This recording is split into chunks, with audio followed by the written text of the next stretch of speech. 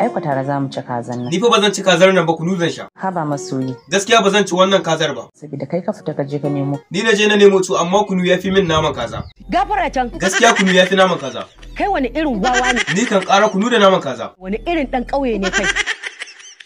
Kana so na. Kin iya kunu? Ka amince min mu daidaita. Kin iya kunu? Wallahi ka yarda da ni. Kin iya kunu? Ko da a ce za a tsuge da ruwan sama, zan so mu kasance a tare cikin soyayya. Kin iya kunu? Ko dai da gaske ne abinda mutane suke faɗa a kanka? Abinda ake faɗa a kaina kamar ya. Wai wahala ce ta fitar da tsohuwar matarka? Idan na ce ta mun kunu sai ta ce bata iya ba, ni kuma da kama ta nemi mata tsinannen duka.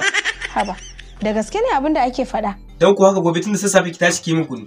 Wallahi ba zan yi ba. Wallahi sai kin yi. Wallahi akwai tashin hankali a gidan nan. Yin kunu fa ya zama dole. Ai abinda zai yi shi ake yi. Abincin gidan nan ko sai dai ki sayar da kuɗin ki. Wallahi kuɗin ka zan je in ɗauko. Ai wallahi baki isa ba. Wallahi har na yi yawa. Ke wallahi akan kunun nan zan iya rabuwa da ki. Shashen wofi. Kai ni fa da na tashi da safe na ji an ce babu kunu to kwara na tashi na ji an ce miliyan 100 ta taɓa ci.